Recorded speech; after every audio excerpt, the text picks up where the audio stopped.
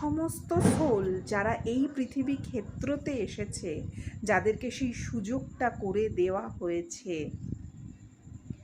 প্রত্যেকেই নিঃস্বার্থভাবে সেই সমস্ত অনন্ত কোটি জীব, অনন্ত কোটি কীট পতঙ্গ সকলের জন্য কর্ম করে যাচ্ছে। একবার যদি বিবেকের সেই সুর জেগে ওঠে, সবার আগে আমরা তাদের দিকে দেখব।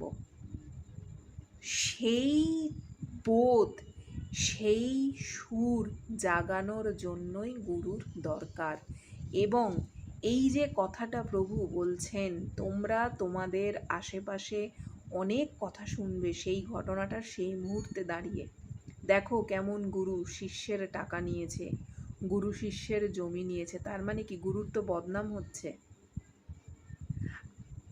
আমি কি সত্যি গুরুর সেই পেটের বাচ্চা হতে পারবো না যে যদি গুরুর বদনাম হতে পারে? বদনাম হবে, আমি তো তারই অংশ, আমি তো তার হতেই, এই প্রকৃতিরই তো আর একটা অংশ। তো সেখানে যদি বদনামই হয়, বদনাম, তাতে এই সত্তার, এই ৭ চক্রের, এই মন্দিরের, এই যে উপস্থিতিটার, সেটাতে কোনো ঘাটতি পড়ে না। পড়তো তখনই যদি তামসিক গুণের প্রাধান্যে, যদি প্রচণ্ড আমিত্বে, ঔদ্ধত্যে, শুধু অহংকারে, এই সবগুলোতে যদি এই এনার্জিকে নিয়ে এগোনো যেত, তাহলে হয়তো হ্যাঁ হতে পারত।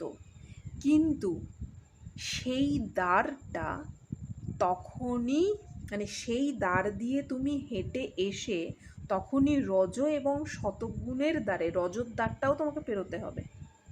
পেরিয়ে তুমি তখনই শতর দ্বারে পৌঁছাতে পারবে, মানে তুমি পৌঁছাতে পারবে, মানে বা আমরা পৌঁছাতে পারবো, মানে আমাদের সেই বোধ, সেই সত্য, সেই জ্ঞান পৌঁছাতে পারবে যখনই সেই বিবেকের সুরে আমি এগোতে থাকবো।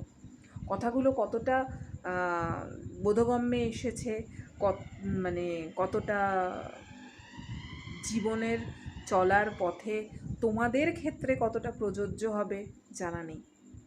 তার একটাই কারণ, সবাই নিজের ভালো চায় এই বাস্তব প্রকৃতিতে। সকলে নিজেরটা ভালো বোঝে, সকলে প্রচণ্ড রকমভাবে স্বার্থ বিষয়টা, স্বার্থ শব্দটার অর্থ বোঝে।